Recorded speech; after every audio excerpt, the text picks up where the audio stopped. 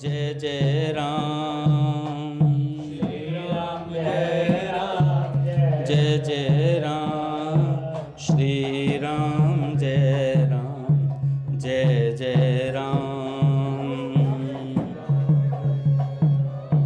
जय जय राम।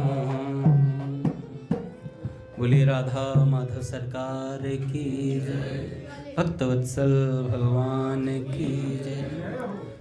हरि बोल। बड़े सौभाग्य का क्षण है कि आज भी हमें सत्संग और कीर्तन का परम लाभ प्राप्त हो रहा है। सब थोड़ा थोड़ा आगे आगे आ जाएं, आगे आगे आ जाओ। सब जगह बहुत है, आराम से बैठिए।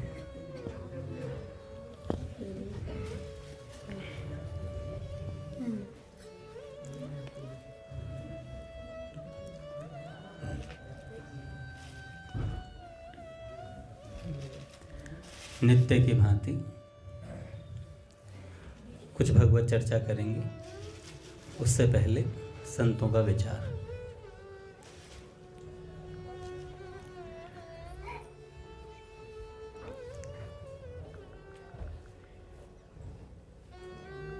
कुछ नए भक्त भी हैं आज, इस्कॉन से भी हैं। इस्कॉन साहब, चलो ये तो नहीं कहूँगा नए भक्त हैं, भक्त तो हैं ही पुराने, लेकिन आज यहाँ पहली बार आए हैं तो आपका बहुत बहुत स्वागत है भैया।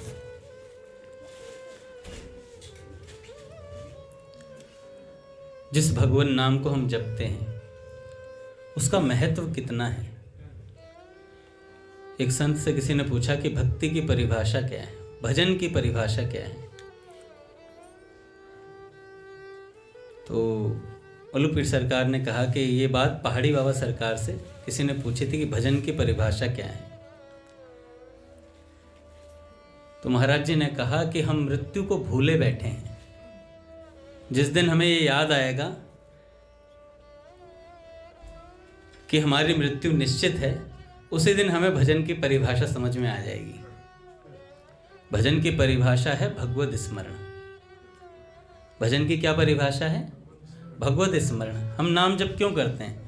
भगवान का हमें ध्यान बना रहे, स्मरण बना रहे, इसलिए तो भगवान का नाम जपते हैं निरंतर। हरे कृष्ण कृष्ण कृष्ण हरे हरे, हरे राम राम राम हरे हरे, हरे कृष्ण कृष्ण कृष्ण हरे हरे, हरे राम राम राम हरे हरे।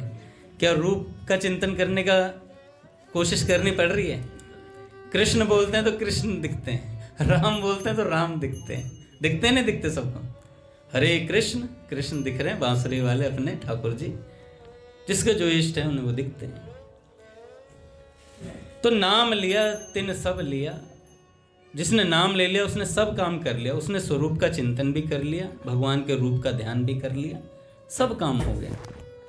अच्छा, ये नाम कितना जरूरी है?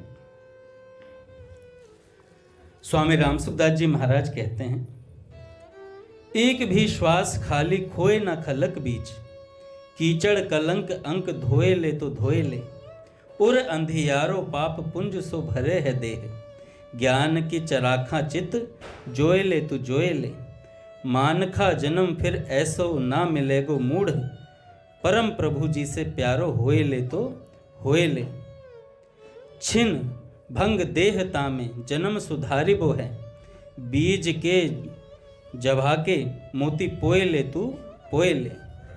कहते हैं भाई बहनों ने, देखो भैया हम सबकी बात चल रही है। स्वामी जी कहते हैं कि भाई बहनों ने पैसे को बहुत कीमती समझा हुआ है।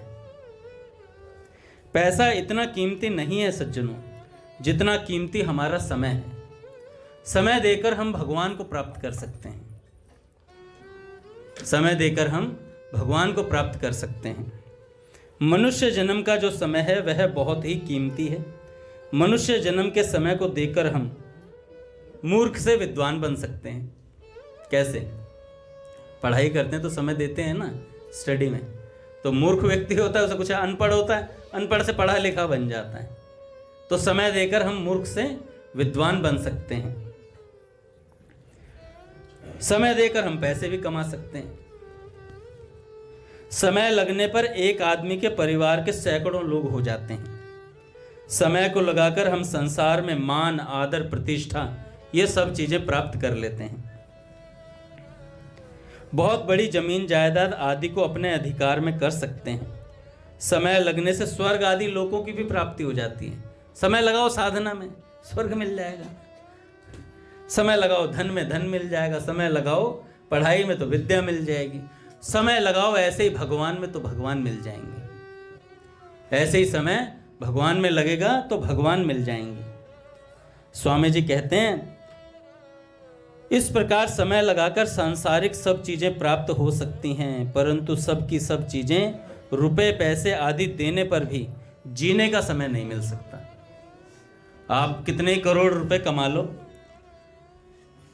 आपका जाने का समय हो गया, हॉस्पिटल में पड़े हो, डॉक्टर से कहो कि डॉक्टर साहब 50 करोड़ ले लो, 50 साल दे दो। डॉक्टर कहेगा मैं ही नहीं खरीद सकता भाई सांसें, तो तुझे कहाँ से दे दूँ? मैं ही नहीं खरीद सकता, तुझे कहाँ से दे दूँ? तो समय लगाकर सब चीज़ें प्राप्त की जा सकती हैं, पर सारी चीज़ें लगाकर समय प्राप्त नहीं किया जा सकता।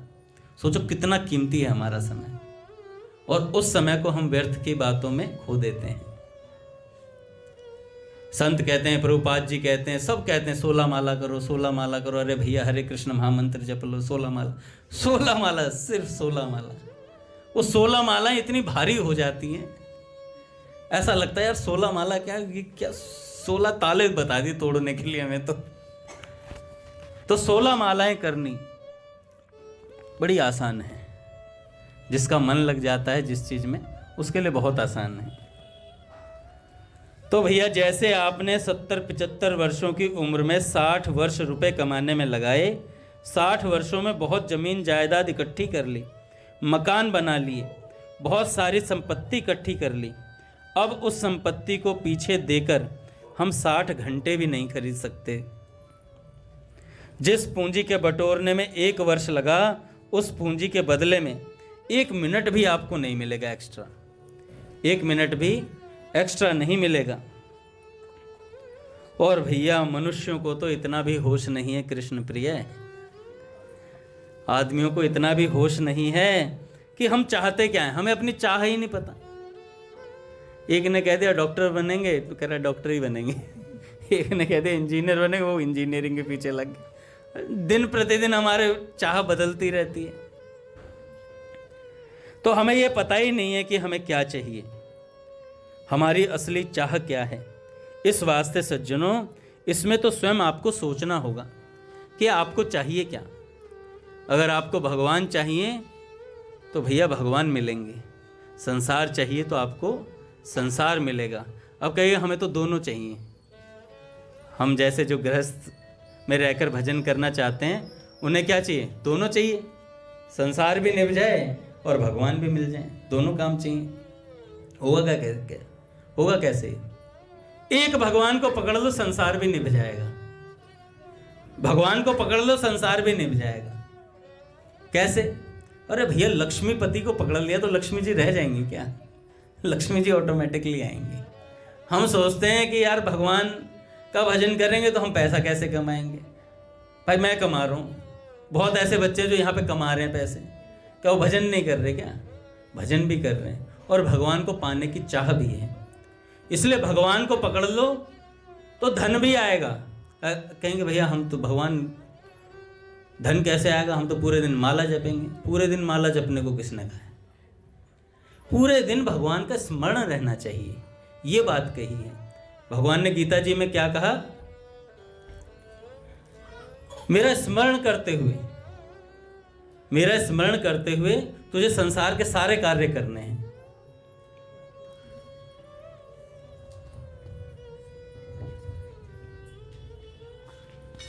माम अनुस्मर युद्ध चय, भगवान ने कहा ना मेरा स्मरण कर और युद्ध कर। युद्ध क्या है? ये संसार में पैसा कमाना, गृहस्थी चलाना, ये सब युद्ध है।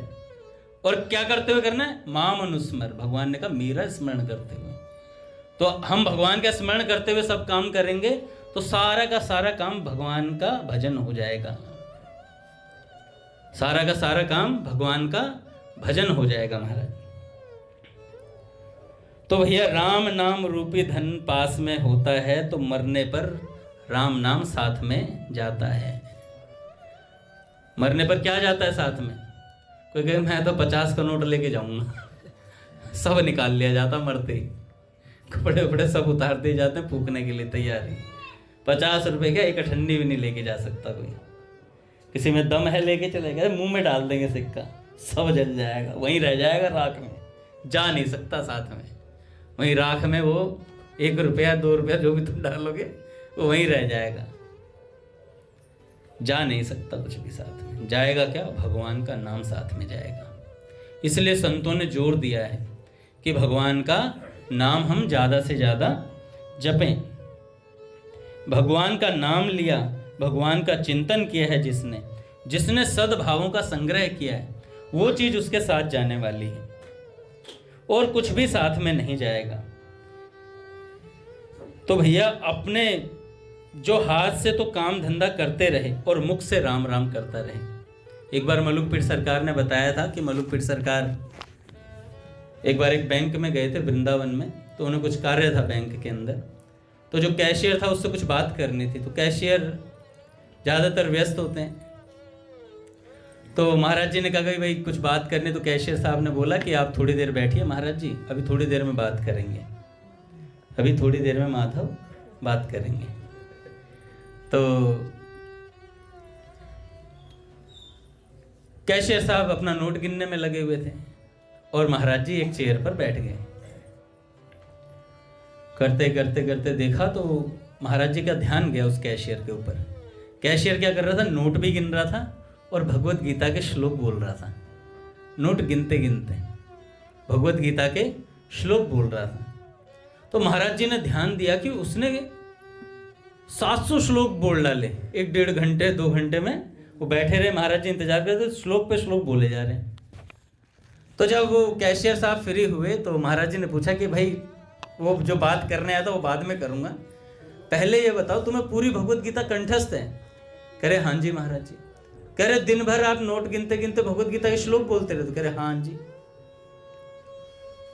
कह रहे ऐसे कैसे कर लेते हो? कह रहे महाराज जी मैं स्वामी राम सुखदास जी महाराज का शिष्य हूँ, उनके अनुगत्य हूँ। तो भैया भगवत गीता का श्लोक पढ़ते पढ़ते अगर नोट की गिनती करी जा सकती है, पूरा दिन काम किया जा सकता है, तो महाराज जी कह रहे थे कि मैं तो आपसे भगवत गीता के श्लोक भी नहीं बोल रहा, मैं तो कह रहा हूँ अपना हरे कृष्ण महामंत्र जपो, राम नाम जपो, राधा राधा जपो, जो आपको जपना वो जपो। पर काम करते करते भीतर ही भीतर राधा राधा राधा राधा राधा राधा, हरे कृष्ण कृष्ण कृष्ण हरे हरे, हरे राम राम राम हरे हरे, अंदर चलते रहना चाहिए। कह रहे महाराज जी कई साधक तो इस बात से परेशान हो जाते हैं, यार वो जो हरे कृष्ण महामंत्र हम बिना माला के बोलेंगे वो काउंट नहीं होगा 16 में 16 माला में काउंट, की माला नहीं थी हमारे हाथ में, तो काउंट कैसे करेंगे? मैं भाई वो एक्स्ट्रा में कर ले 16 घर आके कर लिया, वो एक्स्ट्रा हो गया जो बाकी कर रहा। तो अरे माँ क्या यार, अंगद जी में 16 तो हो नहीं रही है, तुम एक्स्ट्रा की बात कर रहे हो। एक्स्ट्रा माला कहाँ से करें? 16 ही बहुत होती हैं, इतने से भगवान मिल जाते हैं। मैं ठीक है मिल जाते हैं, ले लेना मिल जाते हैं, ले लेना, ठीक है। तो जितना हो सके उतना। अच्छा धन के लिए कभी किसी ने नहीं कहा जितना आने हैं आन दो। वो बादशाह पिक्चर थी ना शाहरुख खान के वो पेमेंट देने के लिए कहता तो वो कहता आने दे आने दे। तो धन के बारे में हम कभी नहीं सोचते। धन 500 का नोट मिला, 500 कोई और दे रहा है तो मना नहीं करेंगे, आने दे। और नाम के लिए जाने दे। और भजन नहीं होता, 2 घंटे सत्संग सुन लिया, बोर हो गए और घर चलो बहुत पक गए हैं, भारी हो रहा है नारायण, सिर भारी हो जाता सत्संग सुन के। तो ऐसे ये जो नाम है ना महाराज, ये भगवान से मिलाने का काम करता है। हाथ से काम धंधा करते रहें और मुख से राम राम चलता रहे और हृदय में भगवान से अपनापन हो, वह गृहस्थी भी संत हो जाता है महादेवा। वह गृहस्थ भी संत हो जाता है महाराज। जो काम करता रहे और नाम जपता रहे वो गृहस्थ में संत हो गया। और जो गृहस्थी छोड़ के बैठा और नाम नहीं जप रहा वो संत होके गृहस्थ हो गया। ग्रस्त नहीं, ग्रस्त हो गया, रोग ग्रस्त हो गया। रोग कौन सा? विषय रोग लग गया उसे। फिर जो भगवान का स्मरण नहीं करेगा वो विषय का स्मरण करेगा। ये सीधा सीधा रूल है, संतों ने बोला है। जो भगवान का स्मरण नहीं करेगा वो विषय चिंतन करेगा, और इससे ज्यादा क्या होगा। और जो भगवत चिंतन करेगा उसे विषय चिंतन हो नहीं सकता। ये गारंटी है। जिसे भगवान याद रहेंगे उसे संसार याद रह सकता है क्या? और जिसे संसार याद रहेगा उसे भगवान याद नहीं रह सकते। एक म्यान में दो तलवारें नहीं हो सकती महाराज। तो भैया महाराज जी ने कहा, माया में रह जाए वासना अजगर देह दरासी। अगर माया में वासना रह गई, रुपए पैसे में वासना रह गई, तो क्या बनेंगे? अजगर। अगला जन्म, अगली योनि किसकी मिलेगी? अजगर। दीन बंधु अजगर बनेंगे। अगर पैसों में वृत्ति रह गई, किसी चीज में भी वृत्ति रह गई ना, वो बन जाएंगे महाराज। अभी हमें पता नहीं लगता, अरे ठीक है यार, स्वामी जी का सत्संग था, स्वामी जी ने बोला था 50 वर्ष पहले, अभी थोड़ी बोला है, अब हमें नया सत्संग चाहिए। फिर मैं भाई मेरे को एक बच्चा कह रहा है, यार अंगद जी मजा नहीं आ रहा। मैं कहा भाई मैं भक्तमाल पढ़ चुका हूँ, ब्रज के भक्त पढ़ चुका हूँ, और कौन सी भक्तावली से सुनाऊं तुझे कथा, तू बता। कहाँ से लाऊं मैं? नए भक्तमाल बनाऊंगा नारदी निकुंज की, लेकिन वो अभी नहीं बनेगी, वो बाद में सुनाई जाएगी। तो भक्तमाल के चरित्र सुनाए जा सकते हैं। तो ऐसी ही बात है महाराज। माया में रह जाए वासना अजगर देह धरासी। एक बार क्या हुआ, हमने वामन भगवान के बारे में सुना है। किस किसने सुना है वामन भगवान के बारे में? यहाँ तो वामन भगवान को ही नहीं जानते लोग। देखो है कृष्ण प्रिय, पैसे लेके हाथ उठाएगा क्या?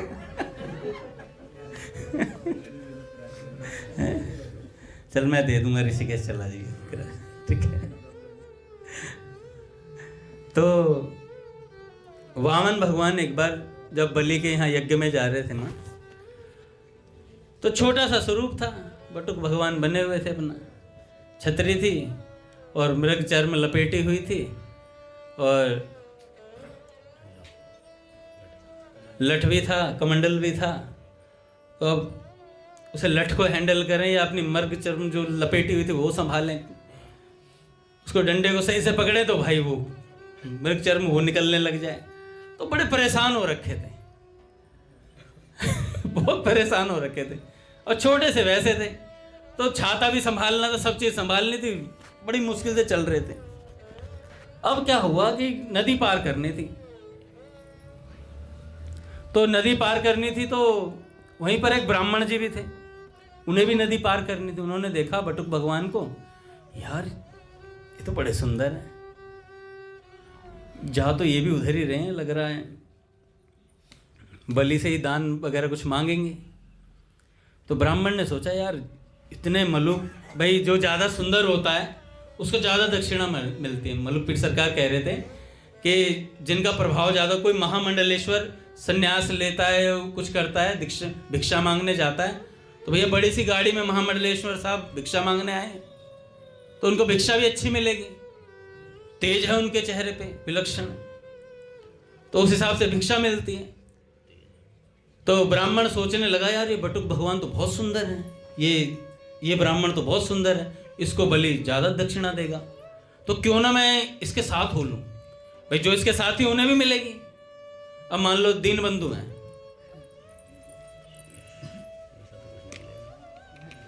अभी दादा के साथ जाएं, तो जो दादा का आदर है वही इनका आदर होगा, भाई दादा के साथ आए, दादा के साथ। पर दादा कहते हैं खाली नहीं बैठने दूंगा बेटे, सेवा मिलेगी जो करेगा। पट खुलेंगे क्या हमारे अभी समय? तो जो ब्राह्मण थे वो बटुक भगवान से कहने लगे, नदी पार करनी है क्या? तो बटुक भगवान उन्होंने बोला, भाई जी पार तो करनी है, पर ये लठ भी हाथ में है और ऊपर से मृग चर्म भगे जा रही है और छतरी भी हैंडल नहीं हो रही है, मैं क्या करूं? तो ब्राह्मण ने कहा कि मैं करा सकता हूं पार। कह रहे भाई बड़ा भला होगा तुम्हारा, पार करवा दो। तो ब्राह्मण ने कहा कि पार तो करवा देंगे हम, हमें यहाँ से थोड़ा सा आगे से पता है कि ये जो नदी है ना, इसका जो वो है आगे से रास्ता थोड़ा बड़ा हो जाता है, चौड़ा हो जाता है, और उसमें से कमर तक का पानी है, वहां से हम आराम से निकल सकते हैं, पर तुम्हारी हाइट छोटी है तो मैं तुम्हें कंधे पे बिठा लूंगा।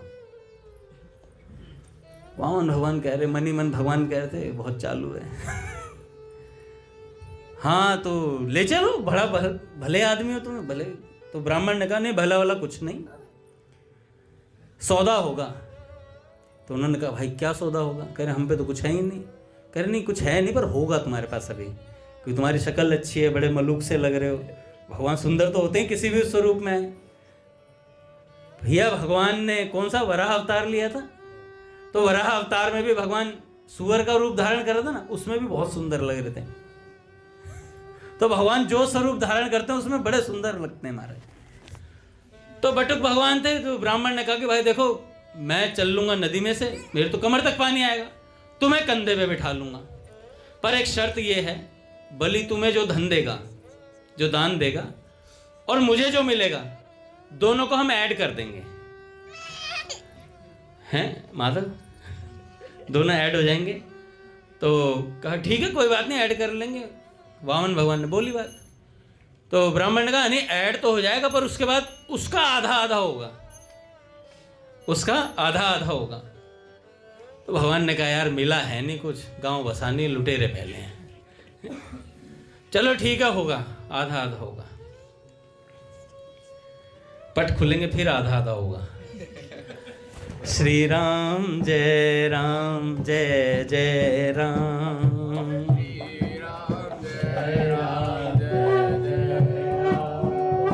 श्री राम जय राम, जय जय राम। श्री राम जय राम, जय जय राम। श्री राम जय राम, जय जय राम। श्री राम जय राम, जय जय राम। जय जय श्यामा, जय जय श्याम। जय जय श्याम, जय जय श्याम। जय जय श्री वृंदावन धाम। जय जय श्री वृंदावन धाम। बोलिए राधा माधव भगवान की जय, गुरुदेव भगवान की जय। तो क्या हुआ भाई आगे? ब्राह्मण ने कहा भाई आधा आधा कर लेंगे, मुझे तो थोड़ा सा मिलेगा। तो बलि के यहाँ आप जाओगे, बटुक भगवान जाएंगे, तो भैया बलि, वो कुछ थे ना कहावत कि चेहरा देख के पर्ची कटती है।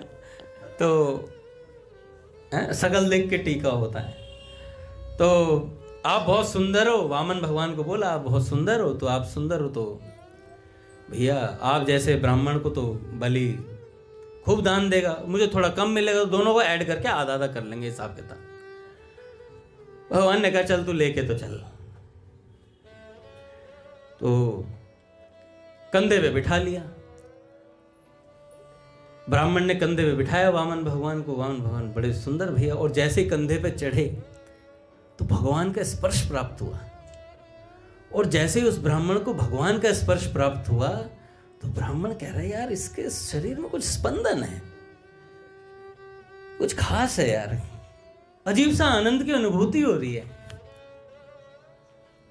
तो यूं हाथ डाल लिए इस टांग पे, और ब्राह्मण ने इस टांग में यूं हाथ डाल लिए, और बड़े आनंद में चल रहा है। और जैसे ही धीरे धीरे आगे बढ़ा तो वो आनंद बढ़ता हुआ चला गया, और जैसे ही आनंद बढ़ता गया तो समाधि लग गई ब्राह्मण की, क्योंकि भगवान का इतनी देर स्पर्श रह जाए तो भैया समाधि को प्राप्त हो जाता है जीव।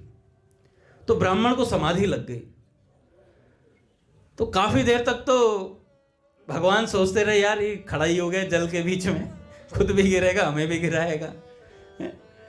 तो भगवान ने थोड़ा हिलाया, अरे ब्राह्मण देवता चलोगे, कुछ मिलेगा तो आधा होगा ना, यहाँ पूरे डुबाओगे तुम हमें, यहाँ पूरे डूब जाएंगे, कुछ नहीं मिलेगा फिर। तो ब्राह्मण जो थे उन्होंने कहा हाँ हाँ हाँ चलता हूँ। फिर जैसे चले फिर समाधि लगे। कह रहे यार कुछ तो है, ये है कौन ये जो कंधे पे बैठ के, ये ब्राह्मण नहीं हो सकता साधारण। तो उन्होंने चरणों को देखा, चरण बड़े सुंदर, और चरणों को तलवे देखे तो भाई वो तो चौंक गया। भगवान के पैरों के 48 चिन्ह दिखाई दिए। इधर वाले पांव में देखो तो इधर भी चिन्ह। वो भाई समझ गया है, अरे ये तो भगवान है भाई। लॉटरी खुल गई आज तो। आज तो लॉटरी खुली। मैं तो आधे की बात चल रही थी, वो तो पूरा ही अपना है, पूरा ही अपना है। अच्छा, ठाकुर जी के और श्री जी के चरण चिन्ह में क्या फर्क होता है कि जो ठाकुर जी के दाएं पैर में होंगे वो श्री जी के बाएं पैर में होंगे, जो बाएं पैर में होंगे वो दाएं पैर में होंगे। ऐसा सिस्टम है। तो जैसे ही ब्राह्मण ने चरणों को हाथ लगाया, तलुओं को, तो और विशेष अनुभूति हुई और चरणों को पकड़ करके खड़ा हो गया। भगवान ने कहा भाई चलो। कह रहे चलो नहीं, हम पहचान गए हैं आपको, अब नहीं हिलता, अब नहीं हिलता, अब तो हम यहीं रहेंगे। प्रभु हम आपको पहचान गए हैं। तो भगवान ने कहा अरे भाई क्या पहचान गया, तू बता तो सही। कह रहे आप भगवान हो। तो भगवान ने अरे नहीं यार, नहीं प्रभु, हमने आपके चिन्ह देखे हैं चरणों में, आप साक्षात भगवान हो। तो वामन भगवान ने कहा हाँ हूं, चल अब, हाँ हूं चल अब। भैया दोनों चरणों को हाथ में रख के कहने लगे कितना जी। कह रहे अब कुछ नहीं चाहिए, अब तो आप मिल गए प्रभु, अब कुछ नहीं चाहिए मुझे। जिसको भगवान मिल गए फिर उसको किस चीज की आवश्यकता है। जा ही न चाहिए कब हूं कछु, तुम संग सहज स्नेह है। भैया जिसे कुछ नहीं चाहिए और भगवान से सहज प्रेम हो जाता है, वो सबसे बड़ा सौभाग्यशाली है। नहीं तो मंगतापन तो सब जगह है, पर फिर भी अगर भगवान से मांग रहा है, पूज्य राधा बाबा कहते हैं अगर मांगना ही है तो केवल भगवान से मांगो, केवल भगवान से मांगो, तो आपका मांगना सार्थक हो जाएगा। नौकरी चाहिए भगवान से मांगो, धन धान्य जो चाहिए भगवान से मांगो, भगवान के अलावा किसी से मत मांगो। तो भगवान अति प्रसन्न होते हैं। क्यों प्रसन्न होते हैं? कि मुझ पे विश्वास किया है इसने। मोर दास कहई नर आशा, मुझ पे विश्वास है ना, मैं इसका काम कर दूंगा। भगवान बस विश्वास देखते हैं।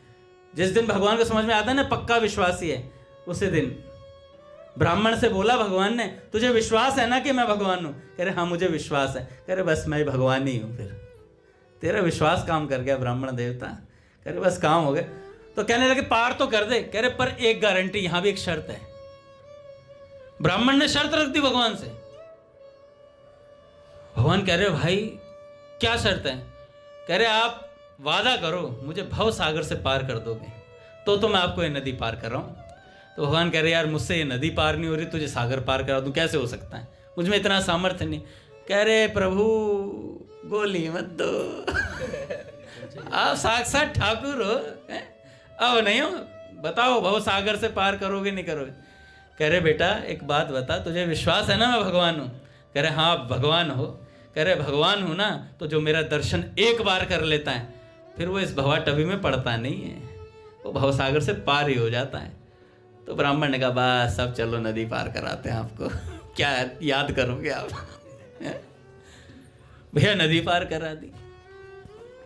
तो ऐसे जो भगवान पर विश्वास करता है, श्रद्धा विश्वास बना लेता है। और ये कहाँ बनता है श्रद्धा विश्वास?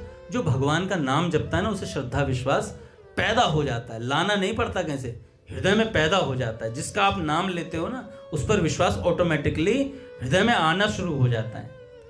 तो ऐसे ही भैया जो नाम जपता है ना उसे कहीं जाने की जरूरत नहीं है, सब उसके पास आ जाता है। नाम के प्रभाव से धाम ही, सब लोग चाहते हैं ना वृंदावन धाम जाए, वृंदावन धाम जाए। मीरा जी वृंदावन गई थी, मेड़ता में मीरा जी के पास भगवान आ गए थे। पूरा वृंदावन मेड़ता में प्रकट कर दिया भगवान ने, कहीं नहीं गई मीरा जी। तो महाराज जी कह रहे थे नाम के प्रभाव से धाम ही साधक के पास पहुंच जाता है। महाराज राजस्थान के बीकानेर क्षेत्र में गांव में एक गोपाली बाई नाम की भक्त रहती थी। वह हर वर्ष 2 बार श्री वृंदावन में श्री राधा वल्लभ जी के दर्शन के लिए आती थी और संतों के लिए भंडारा भी कराती थी। उसकी श्री वृंदावन धाम और रज में बड़ी श्रद्धा थी। माता पिता की वह एक ही लड़की थी महाराज। बहुत प्रयास करने पर भी उसका विवाह नहीं हुआ। जब विवाह नहीं हुआ तो माता पिता जो थे वो वृद्ध हो गए। वृद्ध हुए तो बीमार रहने लगे। तो उनकी सेवा में रहने के कारण वो जो हर वर्ष वृंदावन जाती थी ना, जा नहीं पा रही थी। एक दिन उसके गुरुदेव वहां आए और उसको आज्ञा करी कि तुम वृंदावन वास की जिद ना करना, अपने माता पिता की सेवा करना। श्री राधा रानी ने जिस अवस्था में रखा है उसमें सुख मानकर भजन करना, उसमें सुख मानकर भजन करना। अपने मुख से सदा राधा वल्लभ श्री हरिवंश, श्री वृंदावन, श्री वनचंद्र, इसका कीर्तन करती रहना। गुरुदेव ने बोल दिया तो गोपाली बाई क्या करती थी? यही कीर्तन करती थी, निरंतर कीर्तन करती। कुछ वर्ष बाद माता पिता का देहांत हो गया। जब माता पिता का देहांत हुआ, अब वृंदावन जाने की सोच थी, पर अब वो खुद बूढ़ी हो गई थी, इतनी शरीर में जान नहीं थी कि वृंदावन जा सके। हरि बोल जगह दे दें, भक्त लोग आ रहे हैं, 9:30 हो गए, थोड़ा थोड़ा आगे हो जाए।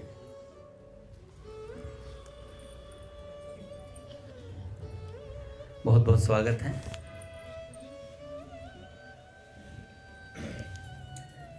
अब वृंदावन जाने की स्वयं सोचती गोपाली बाई, तो खुद का शरीर अशक्त हो गया था। अब माता पिता की सेवा करी, माता पिता चले गए। अब वृंदावन स्वयं जा ना पाए क्योंकि खुद भी बूढ़ी हो चली थी। अब अपनी कुटिया में अकेले, एक दिन क्या हुआ, तीव्र इच्छा हुई वृंदावन जाने की, पर जा सकती नहीं थी। खाट में पड़ी हुई थी और भगवान का नाम जपने लगी, और इतनी तीव्रता से नाम जपने लगी क्योंकि वृंदावन की बड़ी याद आ रही थी। जैसे वृंदावन की याद आई तो नेत्रों में आंसू भरी आए और बार बार ब्रज रज की याद आने लगी। याद करते करते करते करते ऐसी स्थिति बन गई अद्भुत, और सोचा कि अब कैसे ब्रज रज पाऊं, अब कैसे वृंदावन जाऊं। रुदन करती हुई पुकारने लगी, हा राधा वल्लभ, हा वृंदावन, हा वनचंद्र। उसी समय उसने देखा कि जिस चारपाई पर लेटी हुई है, जिस चारपाई पर लेटी हुई है, उसी के बगल में जमुना जी बह रही हैं। उसी के बगल से जमुना जी बह रही हैं। सामने श्री गिरिराज जी प्रकट हो गए, उसी की कुटिया में गिरिराज जी प्रकट हो गए। वह अनुभव कर रही थी कि यमुना जी के किनारे उसकी चारपाई पड़ी है। यमुना का दिव्य नील वर्ण है, अत्यंत स्वच्छ जल है, और उनके भीतर अलौकिक स्वर्ण कांति के मत्स्य और कछुए, मतलब मछलियां और कछुए भी दिखाई दे रहे हैं यमुना जी के भीतर। कहां दिख रहा है ये सब?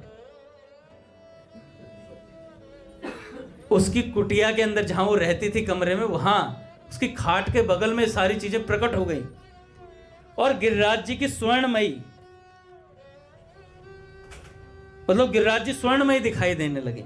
कुछ देर में गायों के गले की घंटी की आवाज आई और श्री कृष्ण बलराम जी हजारों सुंदर गायों के साथ दिखाई दिए उसी कुटिया में। गौ माताओं के चलने से जो ब्रज रज उड़ रही थी, वह उसके अंग को स्पर्श करने लगी। भगवान की गोचारण लीला को देखते देखते दिव्य श्री वृंदावन धाम के मध्य उसने अपनी उसी कुटिया में प्राण छोड़ दिए। उसी कुटिया में उसने प्राण छोड़ दिए।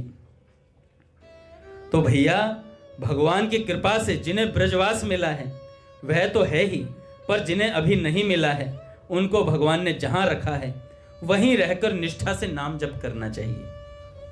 नाम, भगवान और धाम में कोई अंतर नहीं है। नाम स्वयं ही साधक के पास धाम को प्रकट कर देता है, भगवान को प्रकट कर देता है। श्री महाप्रभु जी को वृंदावन का प्रचंड विरह होता था, परंतु माता के लिए जगन्नाथपुरी में ही पूरी जीवन रहे। पूरी जीवन महाप्रभु कहां रहे? जगन्नाथपुरी में रहे। श्री मीरा जी ने भी नाम के प्रभाव से वृंदावन को मेड़ते में प्रकट किया। ब्रज की लता पता, गोवर्धन, ब्रज के कुंड, ब्रज के वन, सभी के सभी मेड़ता में प्रकट हो गए। और तो और श्री राधा बाबा और श्री हनुमान प्रसाद जी पोद्दार को गोरखपुर में रहकर वृंदावन धाम की अनुभूतियां हो गई। वहां प्रकट हो गया गीता वाटिका में वृंदावन धाम, दिव्य वृंदावन। असल में तो बाबा कहा करते थे उस वृंदावन से भी ज्यादा महत्व महाराज श्री पोद्दार महाराज की चरण रज का है। ब्रज रज से अधिक महत्व हनुमान प्रसाद पोद्दार जी की चरण रज का है, उससे भी कहीं उत्तरोत्तर पूज्य बाबा कहते थे। तो भैया नाम के प्रभाव से धाम यहीं प्रकट हो जाएगा। नाम जपना शुरू तो करें, भगवान को, असल में हम भगवान को पसंद तो करें। हम जिसको पसंद कर लेते हैं उसके लिए कुछ भी कर बैठते हैं, इसलिए भगवान को पसंद कर लो, फिर सब कुछ कर बैठेंगे हम भगवान के लिए। हमने भगवान को भी पसंद नहीं किया है। स्वामी राम सुखदास जी कहते हैं कि भगवान को पसंद कर लो, बाकी चीजें अपने आप नापसंद हो जाएंगी। बाकी चीजें अपने आप नापसंद हो जाएंगी। इसलिए भैया समय भी हो गया है, बाकी चर्चा कल करेंगे। पूज्य भैया आएंगे नहीं, पर डॉक्टर साहब अभी आए तो इनको लाभ दूंगा अवश्य। ध्रुव प्रभु भी आ गए हैं।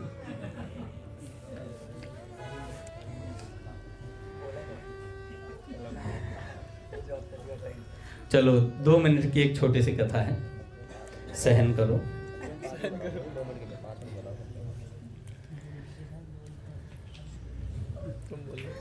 जिनके कर्ण समुद्र समाना है, जिनके कान समुद्र के समान है, वही भक्ति के रस को जान सकते हैं प्यारों। एक वामन गोस्वामी जी थे, बार बार कलकत्ता के पास एक गांव में भागवत कथा करने गए वामन गोस्वामी जी। जैसे ही प्रथम दिवस की कथा प्रारंभ हुई तो एक विशाल सांप वहां आ गया और वह व्यासपीठ की तरफ बढ़ने लगा। हैं?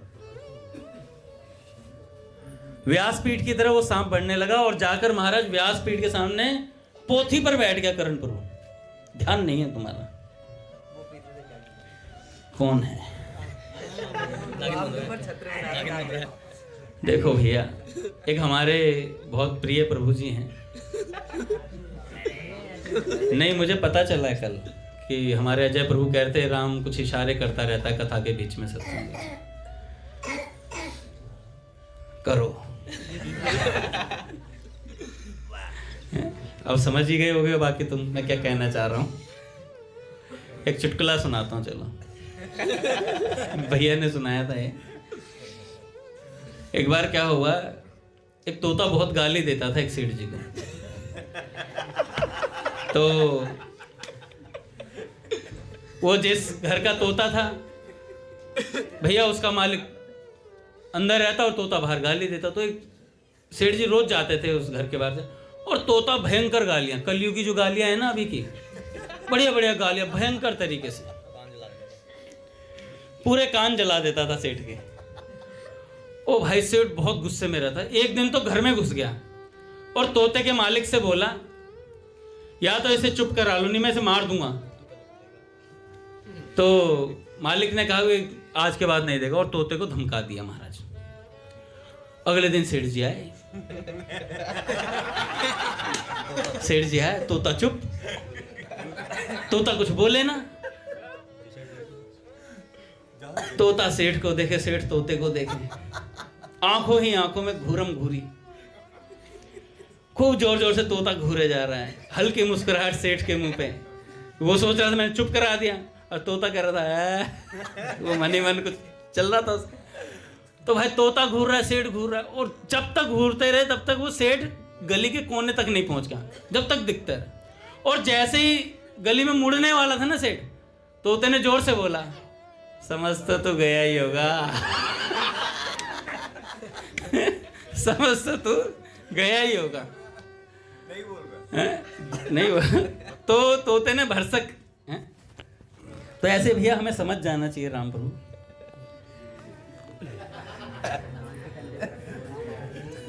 देखो कितना बुरा लग रहा है।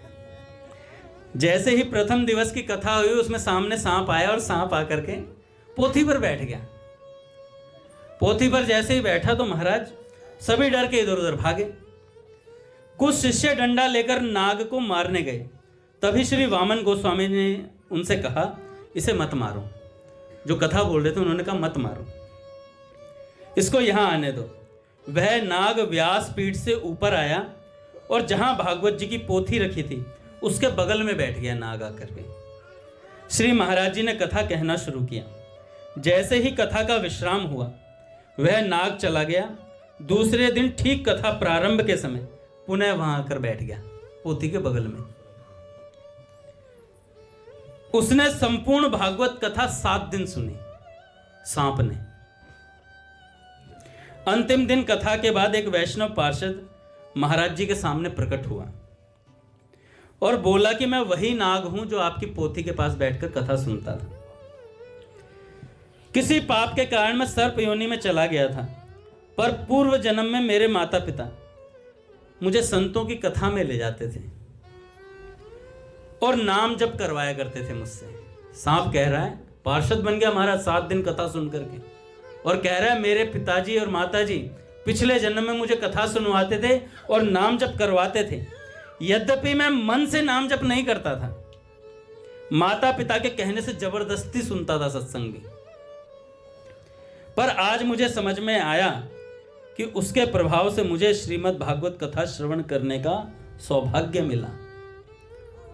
जबरदस्ती कथा सुनी थी पिछले जन्म में, माँ बाप घसीट घसीट के ले जाते थे।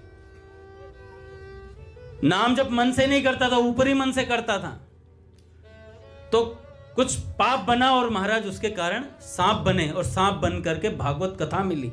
स्वयं बता रहे हैं, मैं इस योनि से मुक्त होकर भगवान के धाम में जा रहा हूं, भगवान के धाम में जा रहा हूं। तो श्रीमद् भगवत गीता अध्याय 9 श्लोक 31 में भगवान कहते हैं, न मे भक्ता प्रणश्यति, मेरे भक्त का कभी पतन नहीं होता। यदि भक्त से कोई अपराध बन भी जाए और उसके फल स्वरूप वह किसी अन्य योनि को प्राप्त हो जाए तो भगवान संतों के माध्यम से उसका उद्धार कर दिया करते हैं। तो भैया मन लगा के सुन लें, आखिरी मौका है, आखिरी मौका है, फिर तो कुछ बनना पड़ेगा भैया। भैया ने परसों क्या कहा था? भैया ने कहा कि 7:30 और ये 10 बजे की जो व्यवस्था है ना, इसमें जो आता रहेगा, इसमें जो आता रहेगा, चाहे माधव उसे जान पाए ना जान पाए, परिचय कर पाए ना कर पाए, या वो माधव से परिचय पूरे जीवन भर कर पाए ना कर पाए, जो आता रहेगा, भैया ने कहा हाथ पकड़कर मैं उसका परिचय माधव से करवाऊंगा, हाथ पकड़कर मैं उसका परिचय माधव से करवाऊंगा। तो इसलिए भाई निश्चिंत होकर सुनिए, भगवत चरित्र तो हैं, कीर्तन ही तो करना भगवान के नाम का। ये तो है नहीं कि किसी फिल्म स्टार का कीर्तन करने आ रहे हो। फिल्म स्टार तो बहुत चींटी मकोड़े हैं, भगवान हैं ये, और भगवान का नाम कीर्तन भगवत भाव से करेंगे, जितनी देर भी क्या उतनी देर का करना हमारा सफल हो जाएगा। बोलिए भक्तवत्सल भगवान की जय। महाराज आरती करते हैं।